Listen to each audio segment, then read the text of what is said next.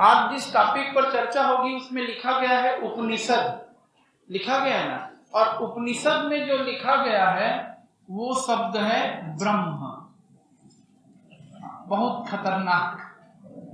तो पहले समझते हैं, और आपके लेवल का जो प्रश्न है, ब्रह्म पर तो जितना बोले कम है, और बुद्धिमान वही है जो ब्रह्म पर न बोले, क्योंकि ब्रह्म को बोलकर समझाया नहीं जा सकता, वो वचन से क्या है, परे है।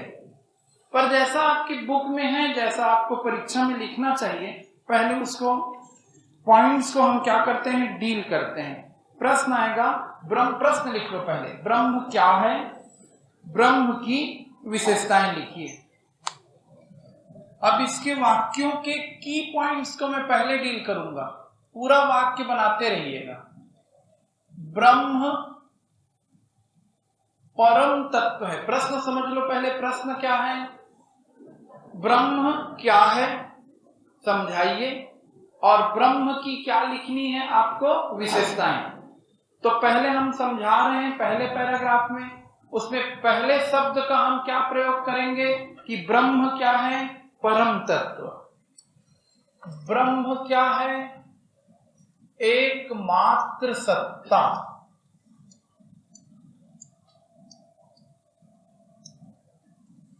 ब्रह्म क्या है, जगत का सार, इसेंस ऑफ द वर्ल्ड, जगत का सार,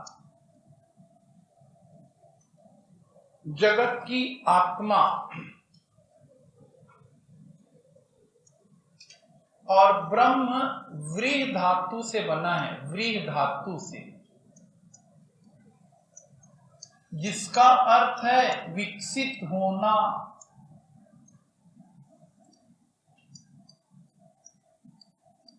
ये छोटे छोटे शब्द आए। अब विशेषताएं,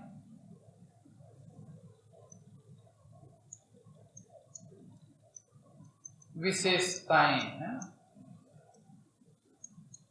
तो पहला, ब्रह्म क्या है, एक, अद्वितीय, एको हम द्वितीयो नास्ति, ऐसा संस्कृत में बोलेंगे। एक है, अद्वितीय है, जिसके समान कोई दूसरा ना हो, एक, अद्वितीय, और द्वैत से शून्य। समझेंगे, एक है ब्रह्म, अद्वितीय है ब्रह्म, और क्या है ब्रह्म, द्वैत से शून्य, कालातीत, दिक् से परे, नित्य और शाश्वत। थोड़ा थोड़ा सुनते चलो इंग्लिश में, कालातीत, बियॉन्ड द टाइम, दिक् से परे, बियॉन्ड द स्पेस। दोनों को एक साथ ले लोगे, beyond the time and space. कालातीत, दिक् से परे, नित्य और शाश्वत, इमॉर्टल है, नित्य है, और क्या है, शाश्वत है। अजोहम शाश्वतोहम, न हन्यते, हन्य माने शरीरे, गीता इसीलिए बोलेगी। नित्य है और क्या है, शाश्वत है, यथार्थतः गतिहीन है, और व्यावहारिक रूप से गतिशील है। यथार्थतः मतलब इन रियलिटी, यथार्थतः गतिहीन, व्यावहारिक रूप से गतिशील, प्रैक्टिकली क्या है वो, मूवेबल है, गतिशील है, व्यावहारिक रूप से गतिशील।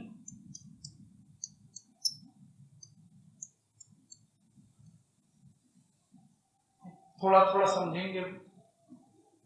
नेक्स्ट, कारण से परे, असीम, निर्गुण, अमूर्त और निर्विरोध। कारण से परे,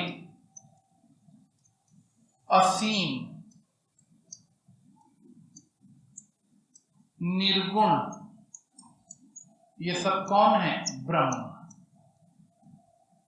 और यही फिर सगुण में बदलेगा आगे। निर्गुण। ठीक, और अंतिम पॉइंट जिसको आपको जानना है कि ब्रह्म सच्चिदानंद स्वरूप है। सच्चिदानंद नहीं है, क्या है? सच्चिदानंद स्वरूप है। इन तीनों के लिए इंग्लिश शब्द भी लेंगे। ब्रह्म क्या है? सच्चिदानंद स्वरूप है। 3 शब्दों से मिलकर बना है अभी, सत, चित और आनंद, संधि हुई है। सत, चित और आनंद तीनों को मिलाएंगे तो ब्रह्म क्या कहलाएगा? सच्चिदानंद स्वरूप। ठीक, इसके बाद लास्ट पॉइंट लिख लो, अनिर्वचनीय है। अनिर्वचनीय, वचन से परे, हम बोल के उसके बारे में नहीं समझा सकते। अनिर्वचनीय, ये 6 बातें हैं, कम से कम 60 वर्ड्स में। इनको पूरे पूरे वाक्यों में तो लिख ही लोगे भाई, कि आप पूरे वाक्य में नहीं लिखा है करके बदनाम करोगे। ठीक है, अब सुनो, ब्रह्म परम तत्व है, इसीलिए गॉड पार्टिकल की खोज हुई। Ultimate element, the last element, the base of metaphysics. क्या होता है? अंतिम तत्व, समस्त तत्वों का तत्व। कैसे होगा समस्त तत्वों का तत्व? आप समझते जाओ समझते जाओ समझते जाओ। कैसे समझोगे?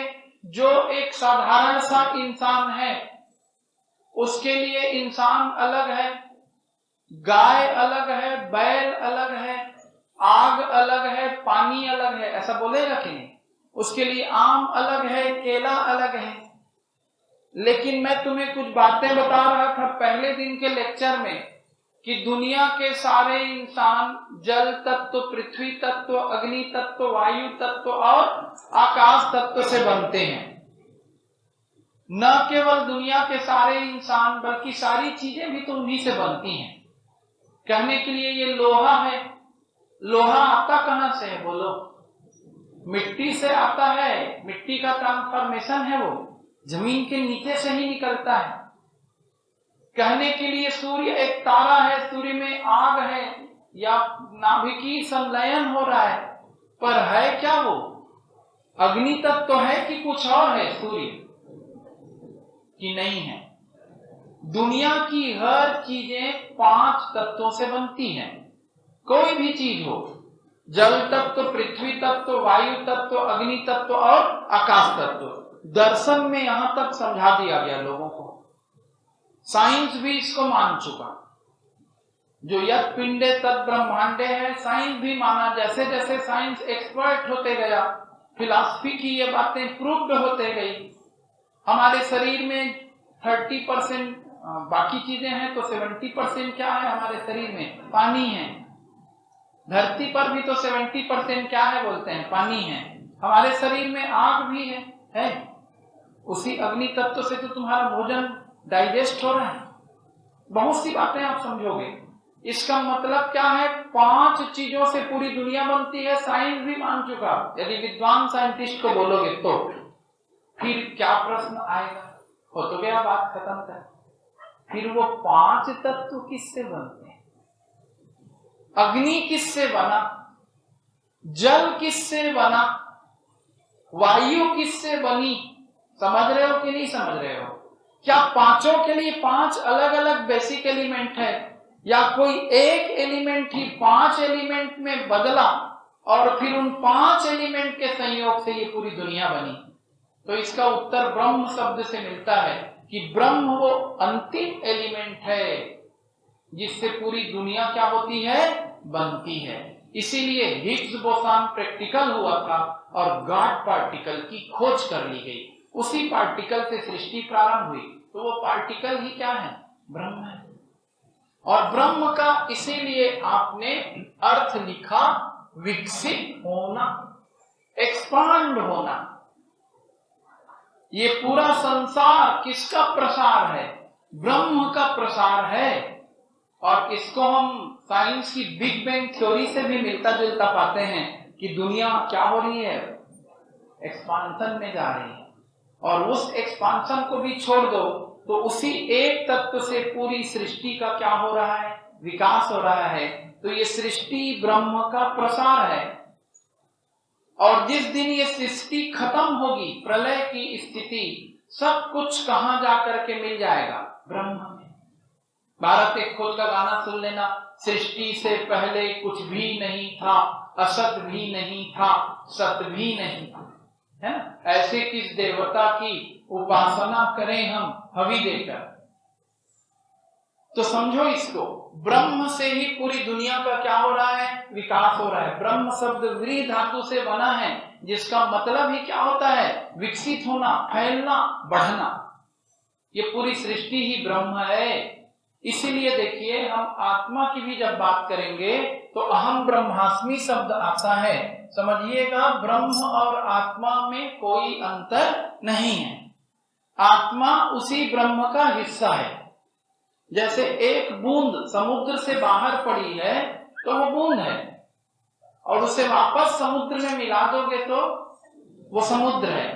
तो जब तक तुम अपने आप को परमात्मा से अलग महसूस करोगे, ब्रह्म से अलग महसूस करोगे, तब तक तुम परेशान रहोगे। मैं अलग हूँ, दुनिया अलग है, मैं एक दिन मर जाऊंगा। अरे भाई, न तो तू आज मरा है, न तो तू कल मरेगा। तू आज भी है, तू कल भी है, और तू हमेशा रहेगा। इस सत्य को जिस दिन से तू जानेगा, उस दिन तेरे अंदर आनंद की लहर उठनी शुरू होगी। ध्यान और योग से ये होता है। और आनंद जो है, सुख से ऊपर की अवस्था है। इंग्लिश में उसके लिए हैप्पीनेस जैसे शब्द नहीं आएंगे, इसके लिए जॉय जैसा शब्द भी नहीं आएगा। इंग्लिश वालों ने उसके लिए ब्लिस शब्द खोजा। ब्रह्म को जब आप जान जाओगे, यानी अपनी आत्मा और किसमें संबंध स्थापित कर लोगे, ब्रह्म में, जो आप पार्ट महसूस करते हो, तो उस दिन आपको आनंद की अनुभूति होगी। इसीलिए हर सन्यासी के नाम में आनंद जोड़ते हैं। भारत में नाम था नरेंद्र नाथ, लेकिन सन्यास के बाद क्या कहलाए, विवेकानंद, जिसके पास विवेक और आनंद है, या विवेक के कारण आनंद है। नाम था मूल शंकर, सन्यास के बाद क्या कहलाए, दयानंद। परंपरा रहती है आनंद, नित्यानंद, नित्य प्रज्ञानंद, अभी भी जोड़ते हैं आर्ट ऑफ लिविंग में। किसी भी सन्यासी के नाम के साथ क्या जोड़ दिया जाता है, आनंद। तो जब ब्रह्म को जानोगे तब तुम्हें आनंद मिलेगा। व्हाट इज डिफरेंस बिटवीन खुशी एंड आनंद? तो खुशी का विलोम शब्द होता है, कभी खुशी कभी गम, पर आनंद का कोई विलोम शब्द नहीं होता। एग्जैक्ट यदि आप दर्शन की भाषा में जानोगे, खुशी के लिए कुछ ना कुछ चीज का होना जरूरी है। मैं खाना खाया तो खुश हो गया, मैं पैसा पाया तो खुश हो गया, मैं पोस्ट पाया तो खुश हो गया, और वो चीज नहीं मिली तो मैं दुखी हो गया। पर आनंद सुख और दुख से परे की अवस्था है, और आनंद के लिए कुछ भी पाने की जरूरत नहीं। पहले खुशी के लेवल को नीचे कर लेते हैं। आज क्लास गंभीर हो गई, कल से बहुत ज्यादा सब्जेक्ट चेंज हो गया। पहले खुशी के लेवल को छोटा कर लो। वैसे तो खुश रहने के लिए भी कुछ भी करने की जरूरत नहीं। तुम खुश रहोगे इसके लिए वजह मत तलाशो। आदमी प्रेजेंट टेंस में हमेशा खुश है, फ्यूचर और पास्ट के कारण हमेशा क्या रहता है, दुखी रहता है। मुझको भविष्य में कुछ करना है, ऐसा सोच के तुम टेंशन में हो, या मेरे साथ कल ऐसा हो गया था, ये सोच के तुम टेंशन में हो। एट प्रेजेंट तुम खुश हो, मेरी बातों को सुन रहे हो, तो खुशी के लिए भी कुछ नहीं चाहिए वैसे, ठीक। और आनंद उससे ऊपर की अवस्था है।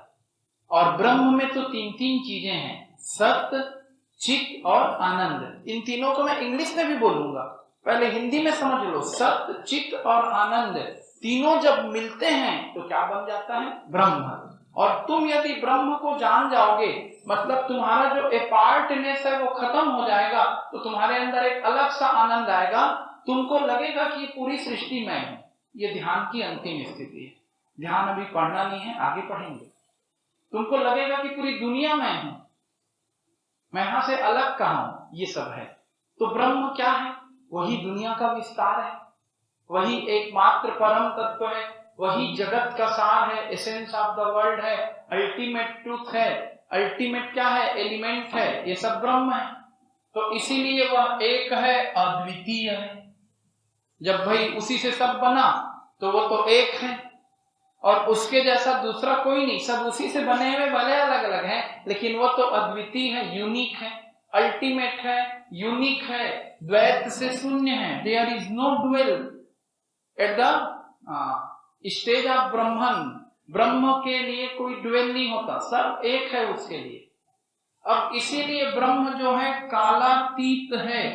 कालातीत का मतलब काल से अतीत, अतीत यानी परे। और शुद्ध हिंदी में बोलेंगे, शुद्ध इंग्लिश में बोलेंगे तो बियॉन्ड द टाइम। इस धरती पर एक ही टेंस रहता है हमेशा, प्रेजेंट टेंस। वो हम हैं जिनका पास्ट और फ्यूचर होता है। जो अभी है वो है। धरती कल भी थी, आज भी है, आगे भी रहेगी। तुम नहीं रहोगे, क्योंकि तुम्हारा पास्ट टेंस है और तुम्हारा फ्यूचर है। समझ रहे हो कि नहीं समझ रहे हो?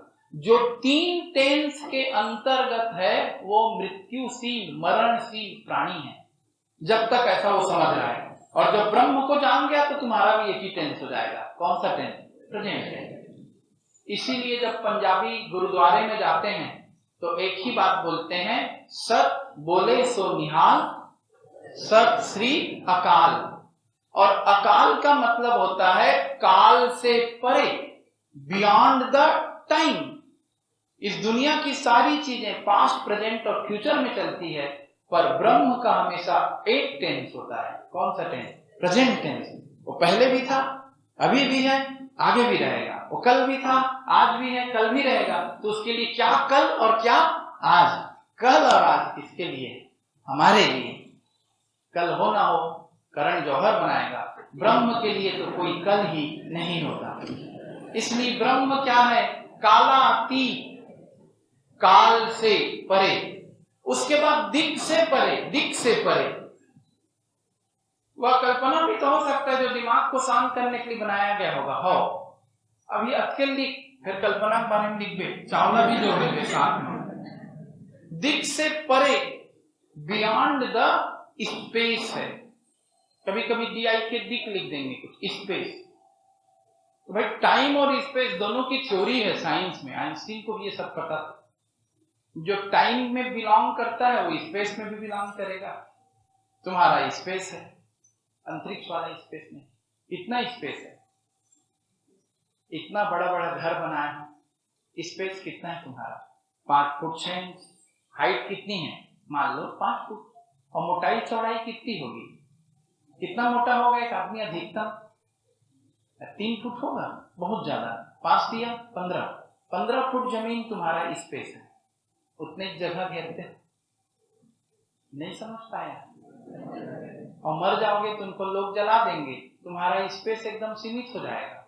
कितने स्पेस में आ जाओगे? लोटे के अंदर। जिसको लेके कौन जा रहा था? पीके नहीं, कौन था वो? 3 इडियट।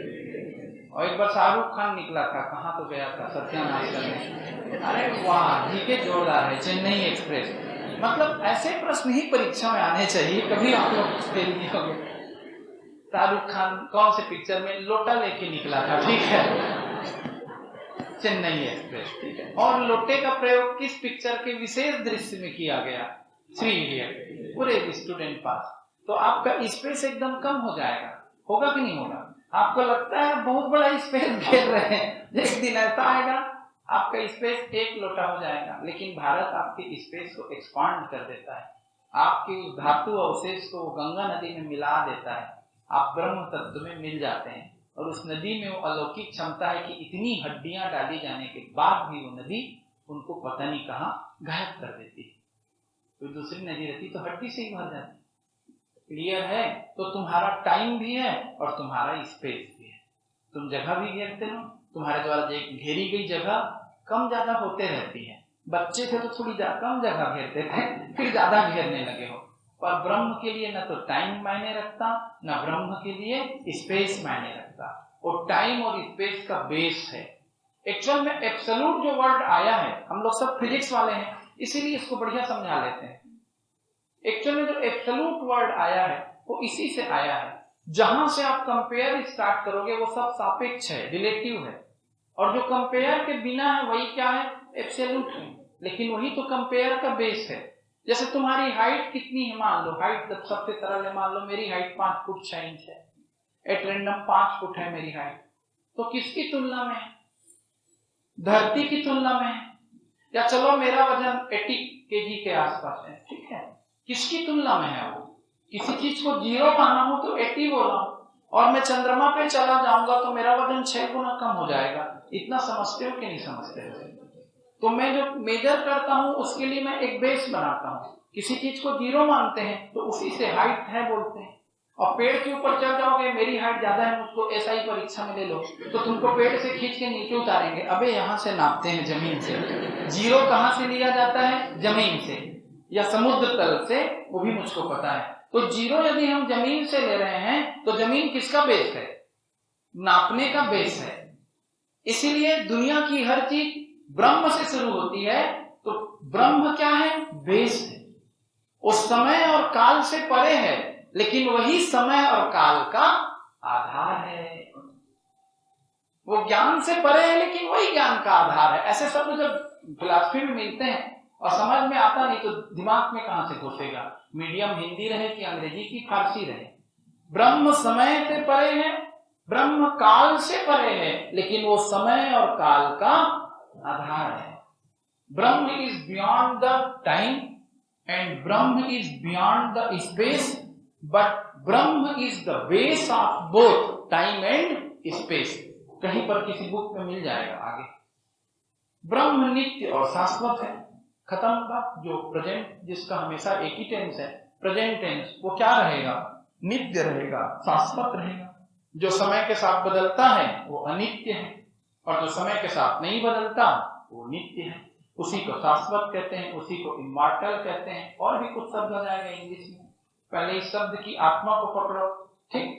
ब्रह्म यथार्थतः गतिहीन है और व्यवहारिक रूप से गतिशील है, क्योंकि उसी की गति से तो ये दुनिया क्या हुई है, अस्तित्व में आई है। लेकिन उसको गति करने की वास्तव में कोई जरूरत नहीं है। तुलसीदास इसीलिए लिखते हैं, बिन पग चलई सुनहि बिन काना। ठीक है, ब्रह्म बिना पैर के चल लेता है, बिना कान के सुन लेता है। तो वो क्या है? यथार्थतः गतिहीन है, उसमें कोई गति नहीं है, वो स्टैटिक है, लेकिन व्यवहारिक रूप से गतिशील है। इसीलिए क्या होता है, इस्लाम और हिंदू धर्म में जितना विवाद है वो इसी समझ के फेर के कारण है। जिस दिन इस्लाम समझ जाएगा दूसरे धर्म से लड़ना बंद कर देगा, लेकिन मानने को तैयार नहीं होते। हमारे अनुसार मूर्ति में भगवान है कि नहीं है ये प्रश्न बहुत बड़ा मायने नहीं रखता। इसी ब्रह्म के हम 2 स्वरूप बोलेंगे, पर ब्रह्म और कौन सा ब्रह्म बोलेंगे? अपर ब्रह्म। मूर्ति में भगवान नहीं है, या भगवान मूर्ति कैसे हो सकता है, भगवान पत्थर कैसे हो सकता है, ये उसका हम आकार कैसे बना रहे हैं? खुदा तो निराकार है, इसलिए मूर्ति को तोड़ो बोला जाएगा इस्लाम में। पर हम बोलेंगे कि मान लीजिए पत्थर पत्थर है, पर पत्थर भी तो क्या है? ब्रह्म है। तोड़ दोगे तो भी कोई बात नहीं। अरे किसी चीज को तोड़ के तुम कहां फेंकोगे? कोई चीज न तो उत्पन्न हो सकती, न तो कोई चीज नष्ट हो सकती। तुम उसके स्वरूप को केवल बदल सकते हैं। इसलिए हमको कोई टेंशन नहीं। हम अपनी धर्म और संस्कृति की रक्षा के लिए लड़ते हैं, लेकिन हमको ये भी पता है मूर्ति को तोड़ना एक बेवकूफी का काम है। मूर्ति टूटेगी कहाँ, जाएगी कहाँ? और तो प्रकृति का एक तत्व है, टूटेगी तो भी कहाँ रहेगी? प्रकृति में रहेगी। और इसीलिए ज्ञानी पुरुष को मृत्यु का भय भी नहीं होता। मैं जिंदा हूं तो भी हूं, और मैं मर गया तो भी। कुछ कुछ समझ रहे हो? क्लास एकदम गंभीर हो जाती ब्रह्म में, पर समझ गए हो वो कारण से परे है। अब क्या होता है, और बहुत गंभीर हम जाएंगे कारण वाली चीज पे। थ्योरी ऑफ कॉजेटिविटी ये शुरू हो जाएगा सांख्य दर्शन में, और वैसी कार्य कारण सिद्धांत को अरस्तु बताएगा, और वैसी कार्य कारण सिद्धांत को प्रतीत्य समुत्पाद के नाम से, द्वादश निदान के नाम से गौतम बुद्ध बताएंगे। और ये सब बताएंगे हर कारण के पीछे कोई ना कोई क्या है, और कारण है ना? समझते हो कि नहीं समझते हो? हर कार्य के पीछे कारण, और कारण के पीछे भी कारण, और उसके पीछे भी कारण है। तुम यहां हो तो तुम्हारे माँ बाप उसके कारण है, और वो दुनिया में आए तो उनके माँ बाप थे, उनके भी कोई माँ बाप रहेंगे। तुम दुखी हो तो कोई और कारण है, और उस दुख के पीछे भी और कारण है, समझते हो नहीं? जैसे कोई तुम्हारा एकदम प्रिय व्यक्ति तुम्हें छोड़कर चला गया, तुमको धोखा दे दिया छोटे लेवल पर, तो तुम दुखी हो गए। दुख का कारण क्या है? वह व्यक्ति का कारण क्या है? कोई दूसरा व्यक्ति जिसके कारण तुमको धोखा दिया है।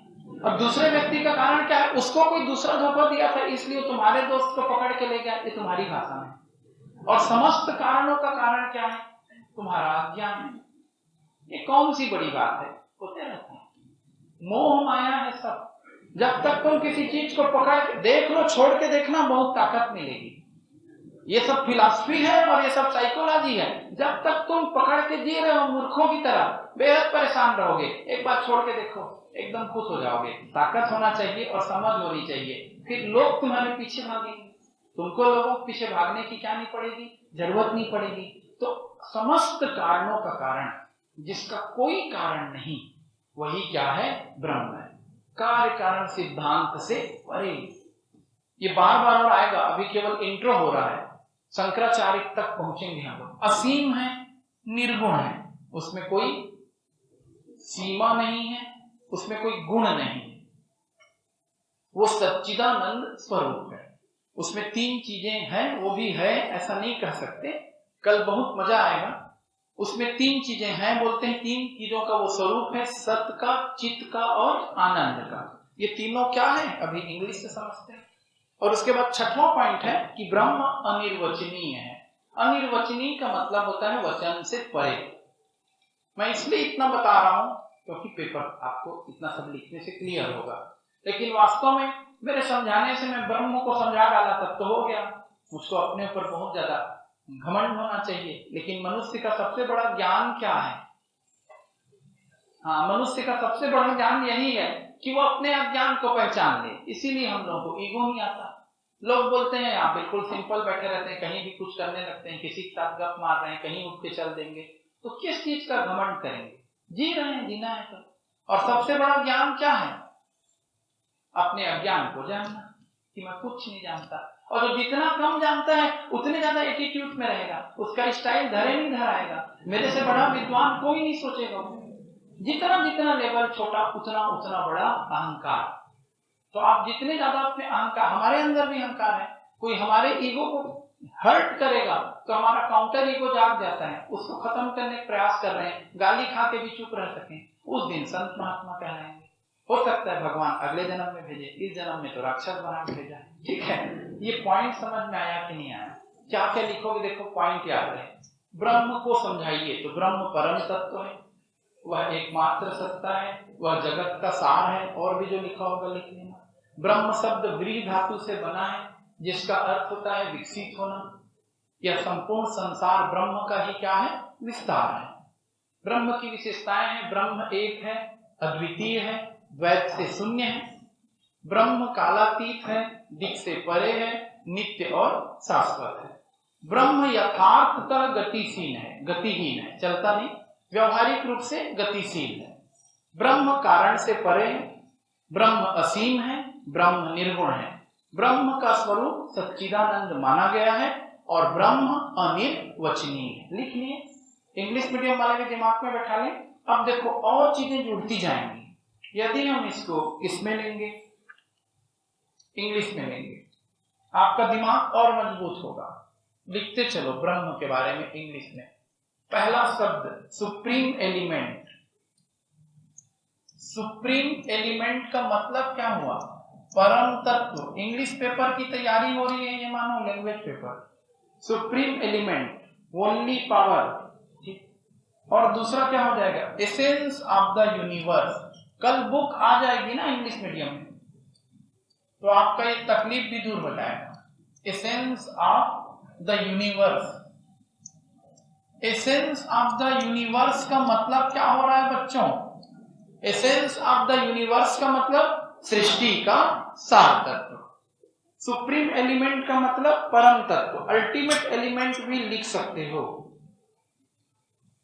उसके बाद ब्रह्म शब्द जो है व्रीहि धातु से बना है, जिसका मतलब क्या होता है? टू डेवलप और टू एक्सपांड। इसको तो आप समझ सकते हो, ठीक।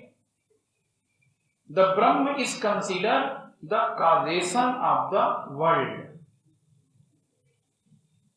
ये पॉइंट को हमेशा याद रखो, हिंदी में भी दिमाग में बैठा लो, इंग्लिश में भी बैठाओ। क्या लिखा है देखो, द ब्रह्म इज कंसीडर्ड,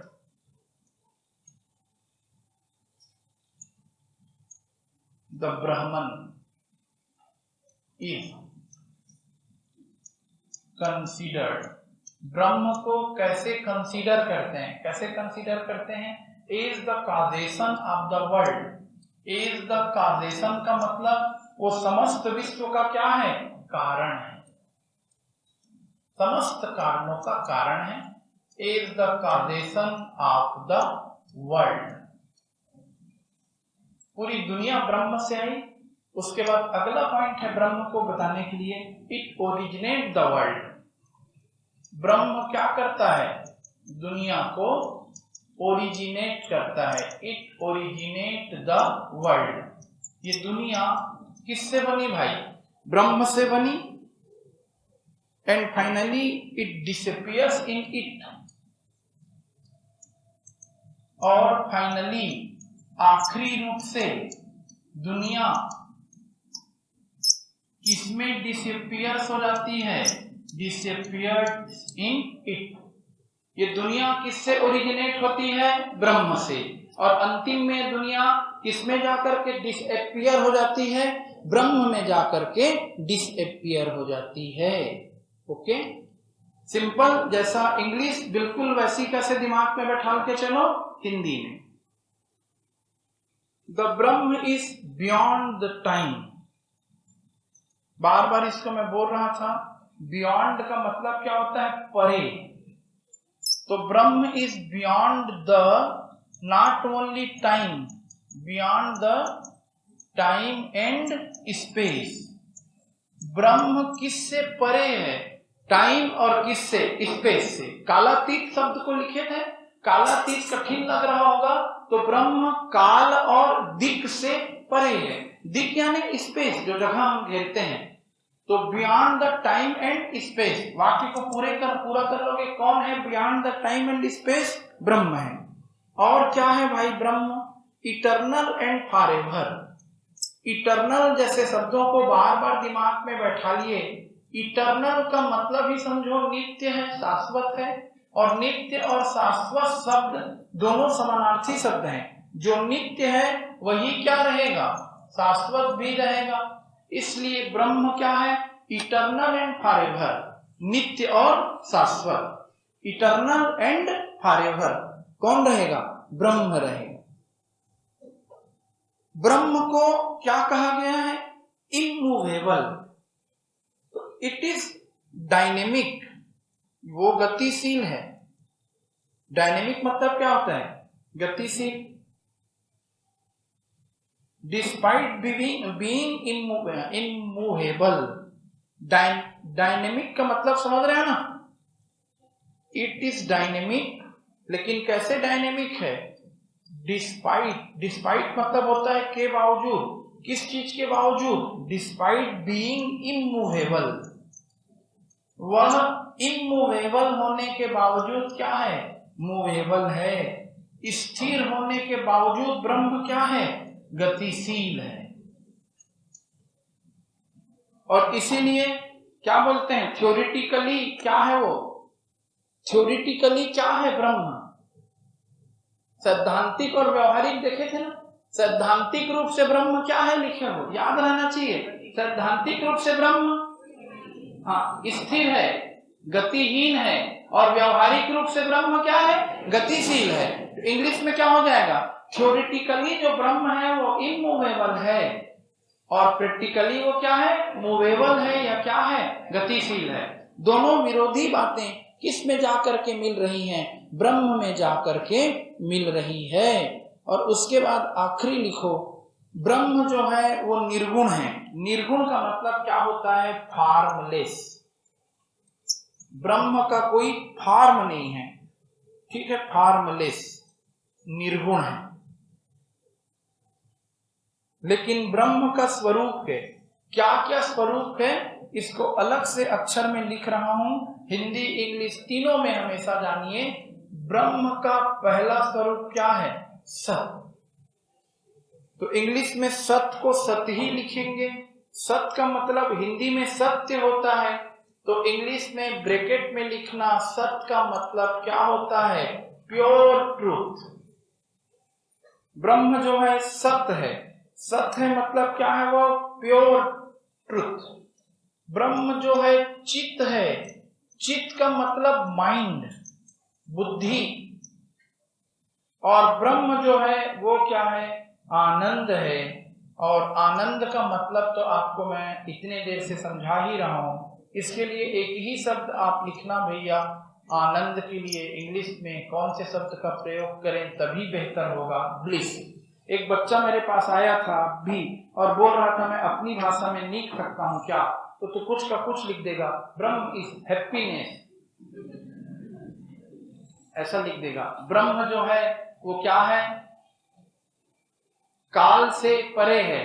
तो ब्रह्म is so distance for time. ऐसा उल जलूल अनुवाद सब नहीं करना है। एथेंटिक किताबों को पढ़ो। यदि आप एथेंटिक किताबों की सूची चाहते हो तो सुन लो। हिंदी मीडियम के लोग यदि मेरी बुक के अलावा, ये मेरी बुक लगभग आपको परीक्षा निकलवा सकती है, एकदम टू द पॉइंट है, लेकिन डीप पढ़ना है तो राममूर्ति पाठक, हिंदी मीडियम में राममूर्ति पाठक या अरे क्या नाम है, दो ही बुक तो चलती है, हरेंद्र प्रताप सिन्हा। दो किताबों का नाम दिमाग में रख सकते हैं, है ना? राधे श्याम सीताराम पब्लिकेशन 5 प्रकार का गाइड लेके मत बैठ जाना। एक अकेली बुक मेरी काफी है, आप मेरे पढ़ाते देख के समझ रहे होगे। और उसी विषय पे मैं पेन चला रहा हूँ, जिस विषय को मैं जीता हूँ या जिस विषय को मैं जानता हूँ।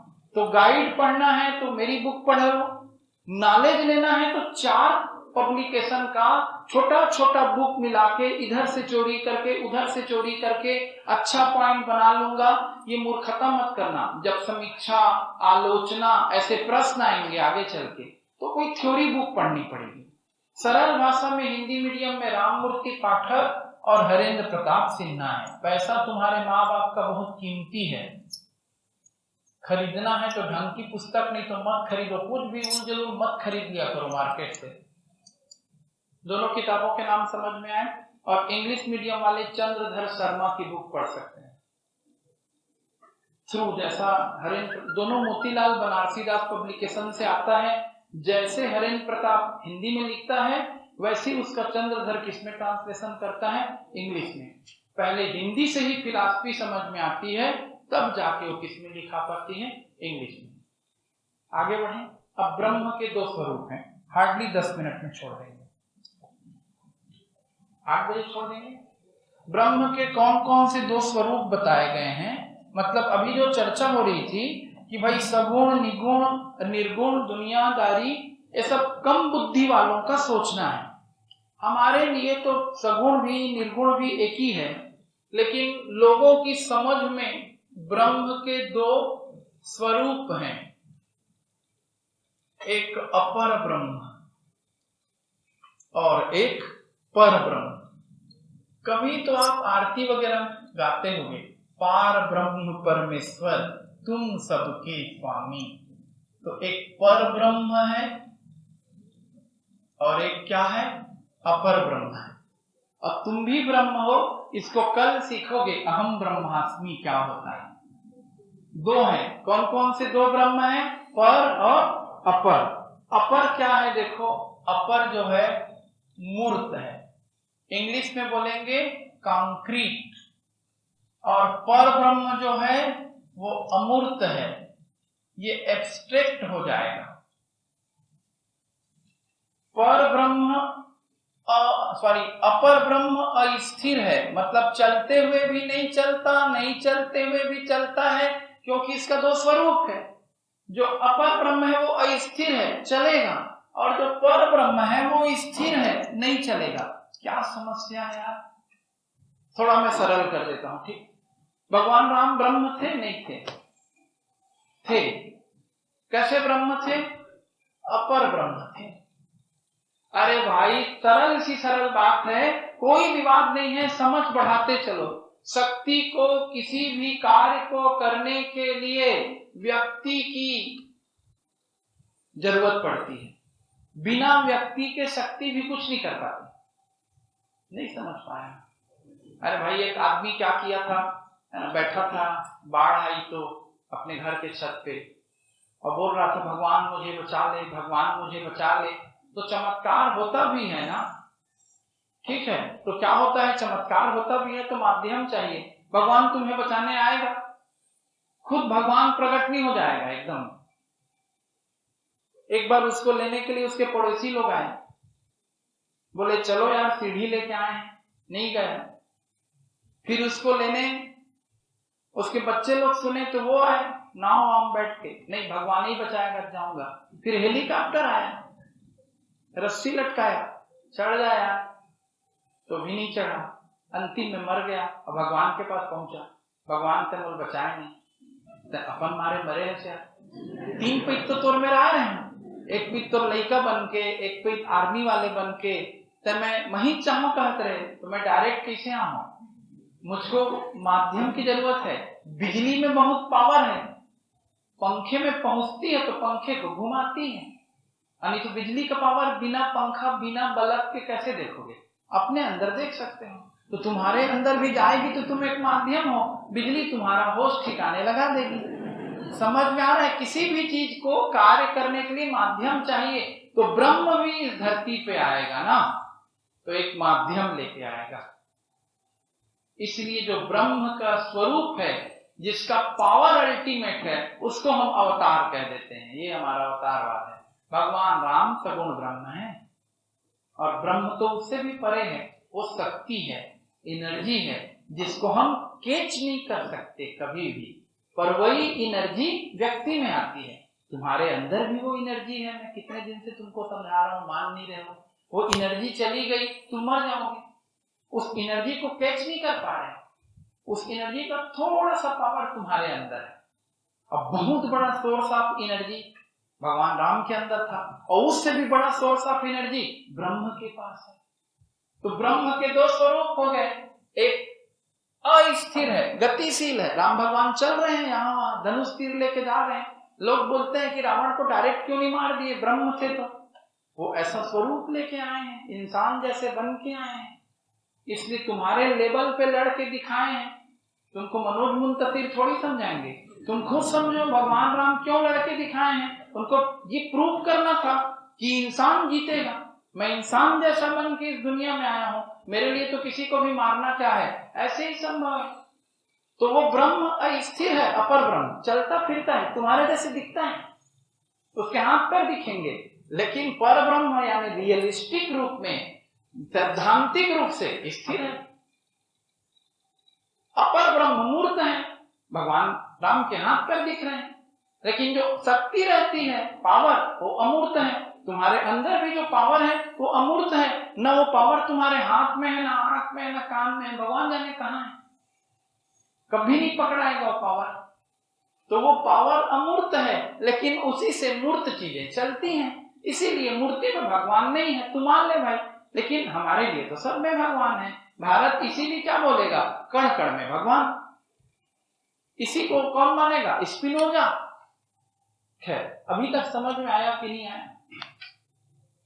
अपर ब्रह्म की व्याख्या इति इति कह के करते हैं, और पर ब्रह्म की व्याख्या नेति नेति कह के करते हैं। बहुत प्यारा शब्द है, इसको 30 वर्ड में पूछता है राम, है ना। नेति नेति कॉन्सेप्ट क्या है ब्रह्म का?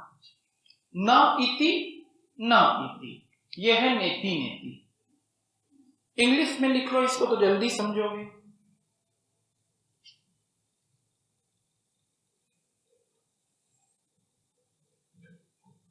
नेति नेति, नाइदर दिस नॉर दैट, ये नेति नेति है। नाइदर दिस, अब इसीलिए सही ट्रांसलेशन वाली बुक खोजना, नाइदर दिस, और खोजना क्या, कल से तो मिल जाएगी, और नहीं मिलेगी तो मैं तो बता ही रहा हूं। नाइदर दिस नॉर दैट, यानी ब्रह्म को तुम समझाना चाहोगे, कहां मिलेगा? तुम्हारे शरीर में, मैं कल ही बता रहा था, आत्मा कहाँ पे है बताओ? बता नहीं सकते। हाँ, क्या बता सकते हो? यहाँ पे नहीं है, तैं सोचा छुए तो एहू मेरे नहीं है, एहू मेरे नहीं है, हाथों में नहीं है, गोड़ में घला नहीं है, कहाँ हवे नहीं जाना। फिर हावे कौन मेरे हावे नहीं बता सका। नेति नेति न इति न इति। ब्रह्म कहाँ है, कहाँ पर है नहीं बता सकता, लेकिन ये बता सकता हूँ कि पंखा में भी नहीं है, ट्यूबलाइट में भी नहीं है, दुनिया में जहां जहां खोजोगे वहां नहीं है, लेकिन सब जगह है। अरे यार भाई आ गए इसका फिलॉसफी पढ़ा था। रामचरितमानस में तुलसीदास बोल के गए हैं, राम स्वरूप तुम्हार वचन अगोचर बुद्धि पर, अविगत अकथ अपार, नेति नेति नित निगम का। और जहां पे आप हार गए वहीं से भक्ति की शुरुआत होगी। जब तक भगवान से लड़ोगे, उसको ज्ञान के दायरे में लाओगे, वो आने वाला धुआंधार मेरे लिए क्वेश्चन लिख लिख के भेज रहा है।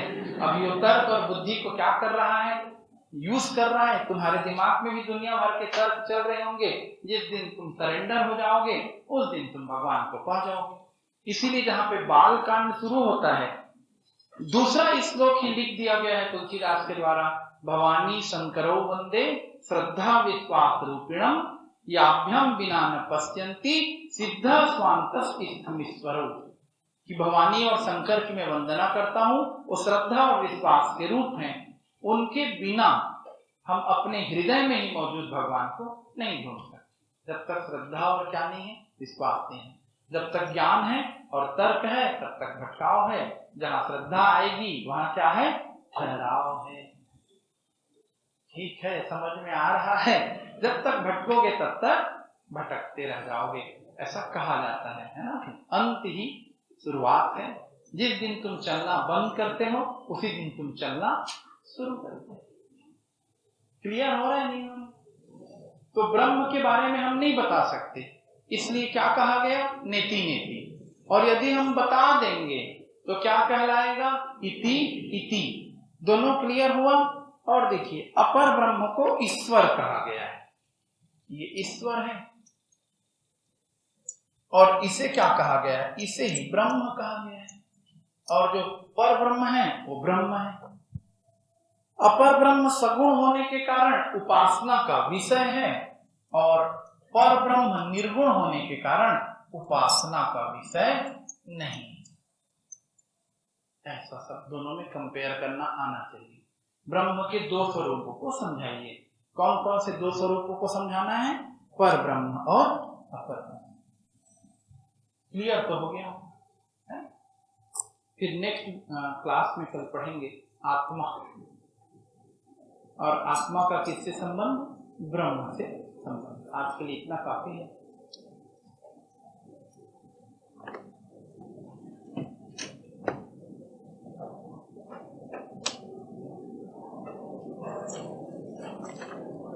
कबीरदास भी बोल के गए हैं, मोको कहाँ ढूंढे बंदे, मैं तो तेरे पास हूं।